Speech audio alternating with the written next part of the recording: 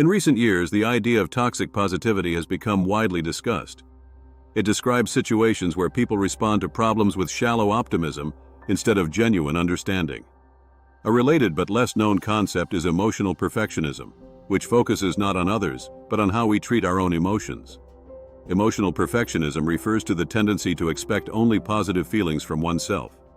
While a typical perfectionist sets high standards for work or behavior, an emotional perfectionist applies similar standards to internal experiences. Instead of accepting the full range of emotions, a person tries to suppress those that seem unacceptable, such as anger or sadness. The term was introduced by psychologist Annie Hickox. She described it as a pattern where people judge their own emotions and reject those they believe they should not feel. This often appears in thoughts like, "I should not feel this way," or "I should not be upset." The origins of emotional perfectionism are closely linked to discomfort with negative emotions. Both toxic positivity and emotional perfectionism stem from the same source: the difficulty of facing unpleasant feelings, either in others or in oneself. When people expect life to always be positive, this creates unrealistic pressure and emotional strain. There are different reasons why people develop this tendency. Some individuals naturally have high expectations of themselves. Others acquire them through upbringing or cultural influences. In some cases, emotional perfectionism acts as a defense mechanism. A person may try to protect loved ones from discomfort by hiding their own negative emotions. This pattern is often more common among women. Research suggests that they tend to show higher levels of self-criticism and perfectionism. At the same time, social expectations may pressure them to regulate and control their emotions more strictly. Emotional perfectionism can become a hidden source of anxiety.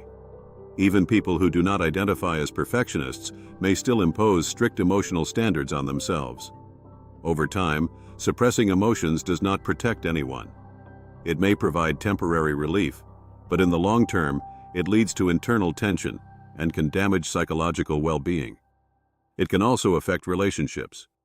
For example, if one partner constantly tries to maintain positivity while the other expresses negative feelings, this may create a form of emotional distance.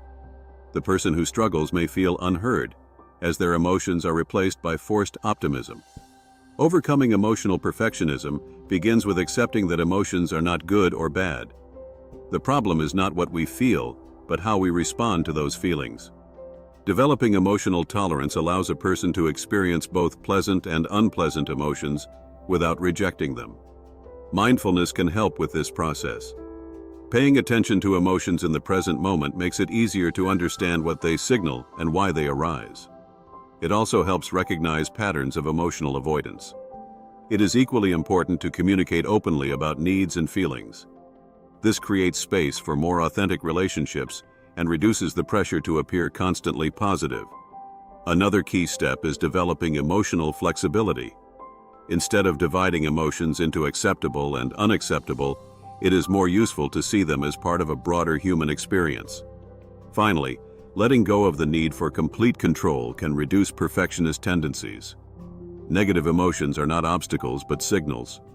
Learning from them can provide valuable insight into personal needs and boundaries.